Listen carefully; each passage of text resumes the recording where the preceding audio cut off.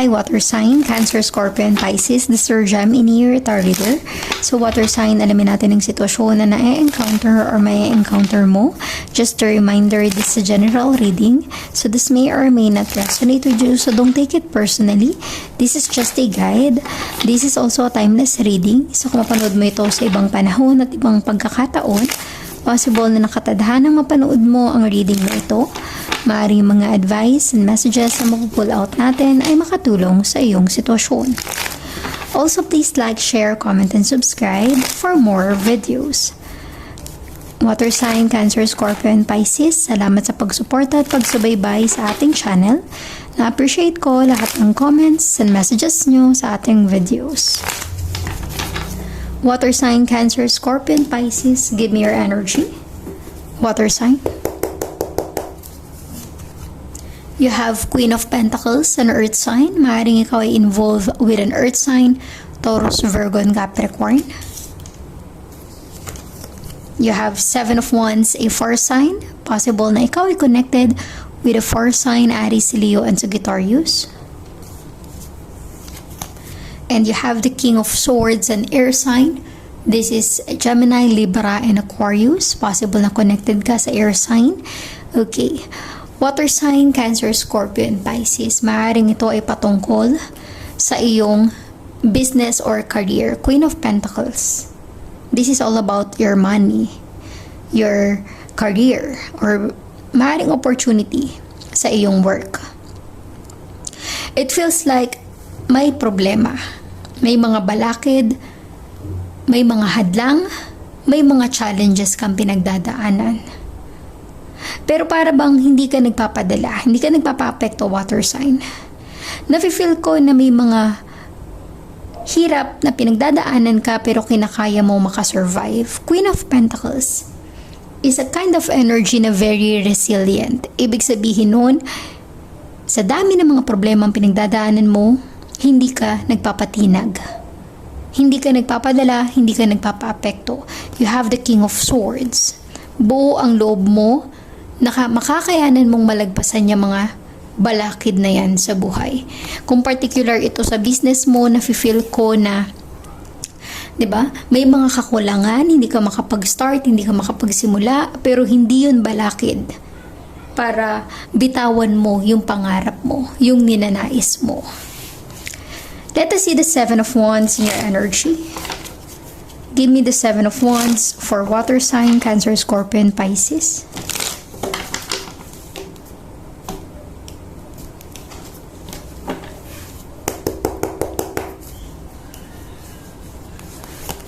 You have the Tower. Sudden change. Meaning to say, may bigla ang nagbago or pagbabago sa buhay mo na naging dahilan kung bakit ang daming problema or sunod-sunod yung problemang dumating sa buhay mo.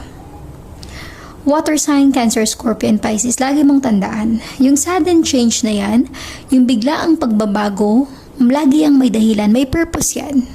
Hindi yan ibinibigay sa'yo dahil para lang pahirapan ka. Ibinibigay yan sa'yo sa kanya-kanya nating buhay para meron tayong matutunan, para tayo ay maging handa sa mga posible pang dumating sa buhay natin, sa mga posible pang kaharapin natin sa buhay, yung mga problema, mga challenges na yan. Particular man yan sa career mo, sa business mo, or sa relationship, may biglaang pagbabago, kaya parang feeling mo hirap na hirap ka sa sitwasyon dahil sunod-sunod yung problema, diba? Take it as a kind of energy na meron kang matututunan out of that. Diba? Yung mga experience na ma-encounter mo sa biglaang pagbabago or sudden change ng sitwasyon mo, there's a lesson learned na matututunan mo, okay? You have the Queen of Pentacles. Let us see the Queen of Pentacles for water sign, Cancer, Scorpion, Pisces.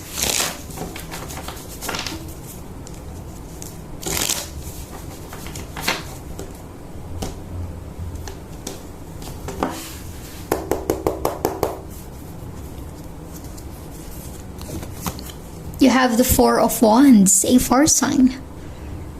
Meaning to say, maaari marami ka mang pinagdaan ng problema pero Nafe-feel ko your current situation, nakakapagpundar ka na, nakakapag-invest ka because Four of Wands is all about security and stability sa buhay. Masaya yung energy na ito. There's full of positivity. Ibig sabihin nito patungkol sa career mo, maaaring there's a promotion o maaaring ikaw ay lumipat ng ibang trabaho na mas may magandang opportunity. Sa business, possible na gumaganda yung business mo. Nakakapag-ipon, nakakapag-invest ka na ng property, maaaring nakabili na ang iba sa inyo ng bahay or makakabili na. Resonate as it is. If this is about relationship, maaaring long-term commitment with someone, marriage. Gaya ng sabi ko, water sign, Cancer, Scorpio, and Pisces. May hirap ka mang pinagdaanan sa buhay. May mga challenges, problema, or balakid ka mang kinaharap. Hindi magtatagal, magiging okay din ang lahat. Queen of Pentacles and Four of Wands ang patunay na magkakaroon ka ng magandang buhay. Na mababago din tong problema ang pinagdadaanan mo sa positibong energy. Kaya wag kang mawalan ng pag-asa. Let us see the King of Swords. Give me the King of Swords for water sign, Cancer, Scorpio, and Pisces.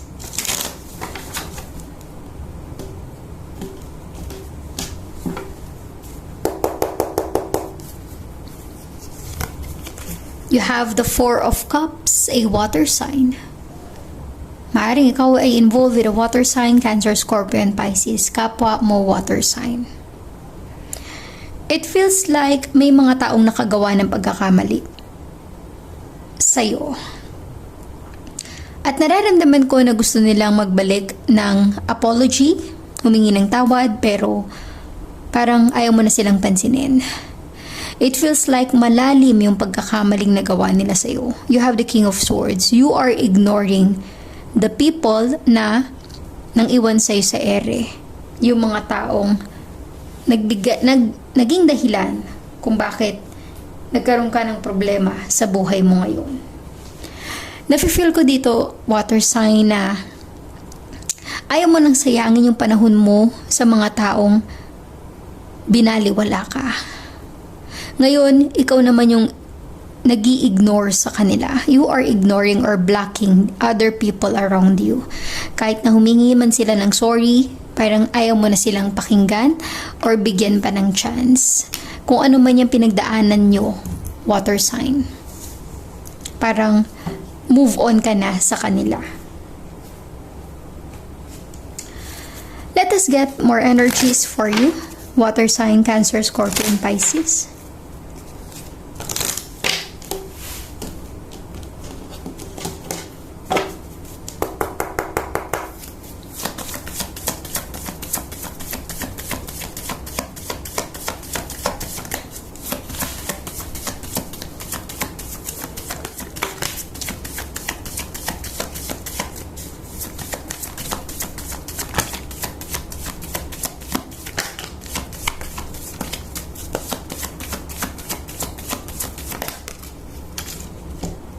Okay.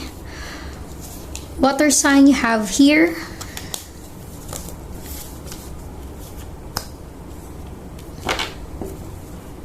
Child. Maaaring ikaw ay may anak. Single parent, solo parent. If this is about your relationship with your person, maaaring nagka-problema kayo sa relasyon, nagkahiwalay kayo dahil nagkaroon siya ng iba. Because you have the privileged lady, you will receive what you deserve. Makakamit mo yung ninanais mo sa buhay. You are the Queen of Pentacles. Diba? Kung ano yung dinidesire mo. At nararamdaman ko na para sa anak mo, kung meron man, privileged lady, gagawin mo ang lahat ng makakaya mo para maibigay yung pangangailangan niya. Kaya mo siyang suportahan. You have official person. Possible na connected ka with official person and a main female. It feels like you are breaking up because hindi na kayo magkasundo ng person na ito. Maaaring siya ay may pagkama-pride or ma-ego, mataas ang kanyang posisyon sa trabaho, minamanipulate niya ang lahat. And you have Coffin. Endings bring new beginnings. Meaning to say, maaaring ikaw ay nakipag-break. There's a sudden change sa connection mo with this person. kasi ikaw ay nagmo-move on na, or you have this new beginning in your life. Okay? Water sign, kung ito ay particular sa trabaho mo, maaaring ikaw ay lumipat ng work. Sa business mo, possible din na nagsumikap ka para magkaroon ng sarili mong business at umalis ka na sa business partner mo kasi nagkakaproblema kayo. Kung ito ay patungkol sa relationship, ikaw ay nakipaghiwalay. Nafe-feel ko na yung sudden change na ito, yung nagbigay daan para magkaroon ka ng new beginning sa buhay mo. Let us get more clarification for water sign, Cancer, Scorpio, and Pisces.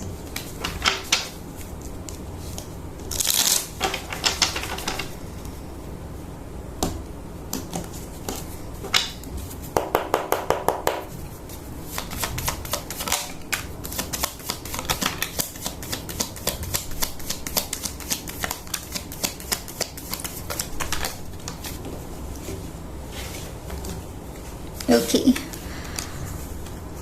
Water sign you have here.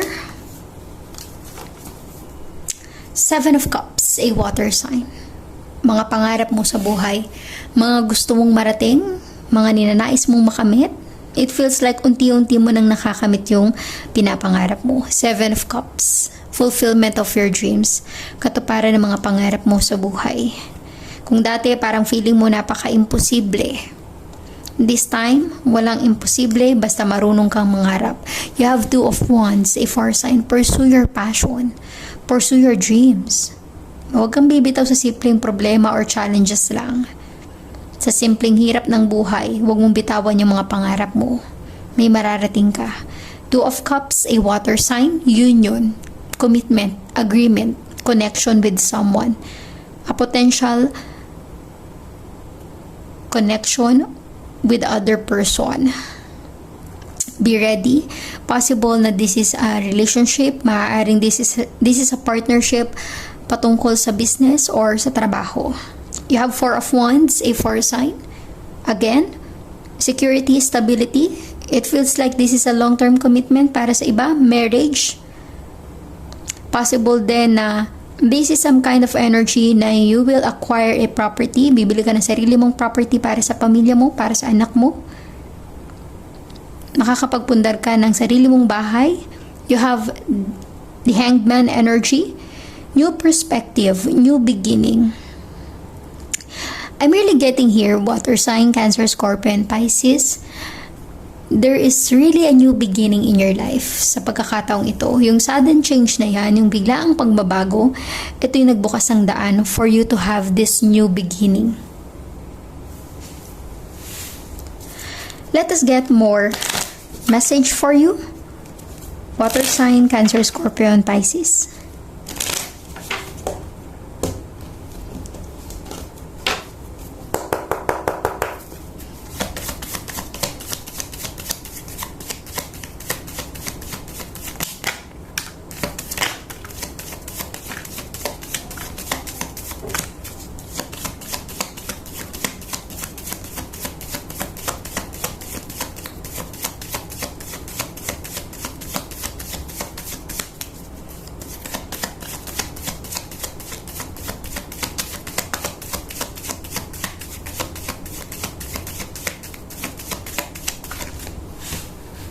Okay. Water sign you have here.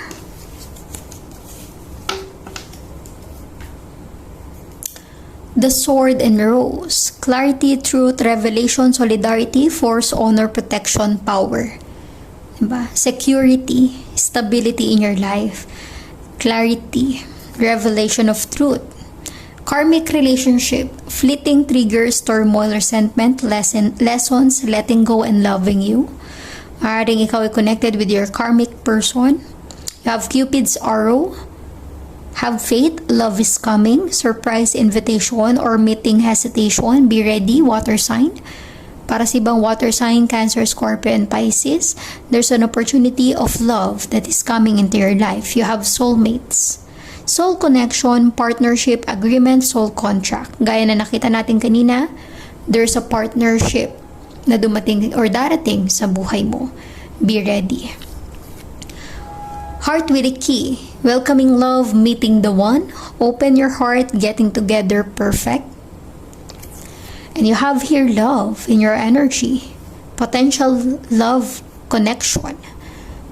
Unconditional love, self-love, oneness, passion, attraction, and affection. Be ready for this new beginning, water sign. So let us see, angel guide, give me some message, advice for water sign, Cancer, Scorpio, and Pisces.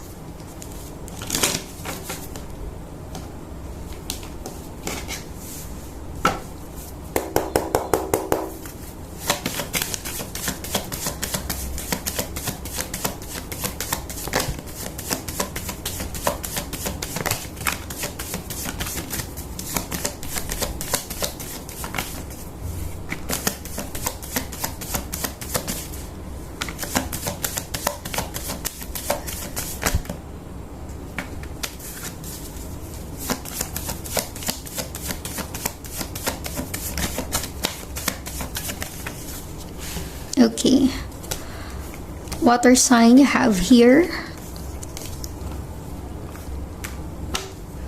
compromise. You are ready. Within the next few months, very soon. Water sign, you have success in your energy, claim it. If you believe, di ba? Na may darating na opportunity sa buhay mo, may darating na blessing sa buhay mo, you have to trust, water sign. And ask your angels for some guidance and advice, okay? Be prepared, be ready. Within the next few months, there's a significant and positive energy na darating sa buhay mo. So thank you, water sign, Cancer, Scorpio, and Pisces. Please like, share, comment, and subscribe for more videos. Thank you, water sign.